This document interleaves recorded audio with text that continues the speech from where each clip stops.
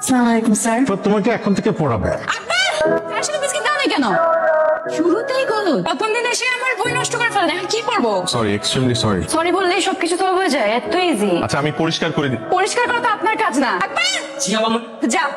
Sir আজকে আমার পড়ার মুড নাই, আপনি চলে যান। স্যার কই? স্যার তো চলে গেছে। নাপুরি চলে গেল? আমি তো পড়তেই বসলাম, পড়তে বসে দেখি স্যারের হাত পা কাঁপতেছে, ঘাম ঝরছে। তাই বলে না পড়িয়ে চলে যাবে? আপনি 6 মিনিট 37 সেকেন্ডস লেট। আপনার তো 5টায় আসার কথা। আসলে আমার এই ঘড়িটার ব্যাটারি নষ্ট হয়ে গেছে তো তাই। ঘড়ির সাথে লেট হওয়ার কানেকশন কি? না না, ঘড়ির সাথে লেট হওয়ার কোনো কানেকশন নেই, বাসের সাথে আছে। বাসে করে আসি তো ট্রাফিক জ্যাম ছিল। আপনি গাড়ি নেই?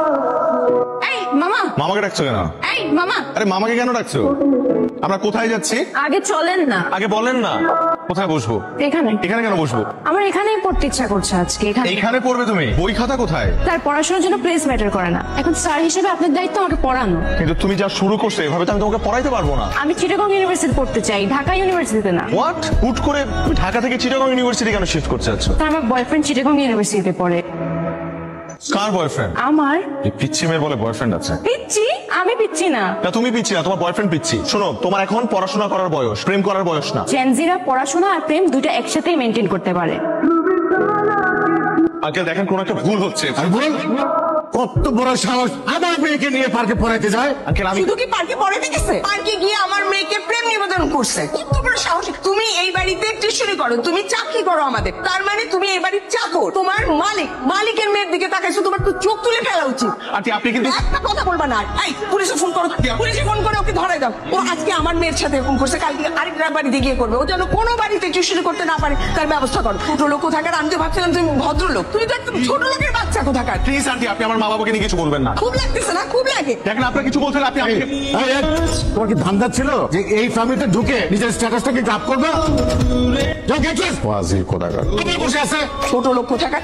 ধান্দা করছিল না যে এই ফ্যামিলিতে আইসা একটা স্ট্যাটাস উঠবা? শোনো, তোমার এখন পড়াশোনা করার বয়স, প্রেম করার বয়স না। জেনজিরা পড়াশোনা আর প্রেম দুটো একসাথেই মেনটেন করতে পারে।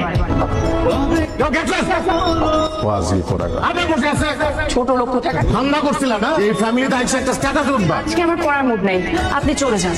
পড়ার মুড নাই? না স্যার, আসলে আমার বন্ধ রুমে পড়তে ভালো লাগে না, তাই আজকে নেচারের মাঝে আপনি আমাকে বায়োলজি পড়াবো। আমার এখানেই পড়তে ইচ্ছা করছে আজকে। এখানে পড়বে তুমি? হ্যাঁ।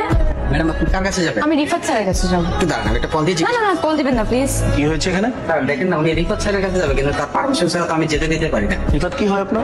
বয়ফ্রেন্ড? হাজবেন্ড? জি জি হাজবেন্ড। রিফাতের ওয়াইফ, আপনি নিচে দাঁড়িয়ে আছেন কেন? আপনি উপরে যাবেন, আসেন। না না, আজকে না হয় না, আজ আপনি যদি ওকে একটু কষ্ট করে নিচে পাঠাতেন আমার জন্য খুবই ভালো হতো। কি সমস্যা আপনার? সমস্যা কি আপনার? আমাকে ফলো করতে করতে আমার অফিস পর্যন্ত চলে আসছেন, এখানে এসে সিম ক্রিয়েট করছেন কেন? স্যার আমি ইরা। আমি জানি আপনি এরা আমার স্টুডেন্ট ছিলেন, তাই তো?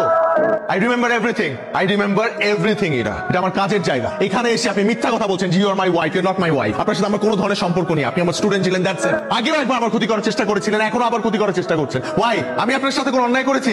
কোনো কুপ্রস্তাব দিয়েছিলাম আপনাকে? না দেইনি, কিন্তু আপনি উল্টা আমার ক্ষতি করার চেষ্টা করেছেন। আপনার ফ্যামিলিকে বলেছেন যে আমি আপনাকে উল্টা পাল্টা অফার দিয়েছি, প্রেমের অফার দিয়েছি। আমার শুনতে হয়েছে আপনার মায়ের কাছ থেকে যে আমার ফ্যামিলি খারাপ, আমার বাবা মা খারাপ।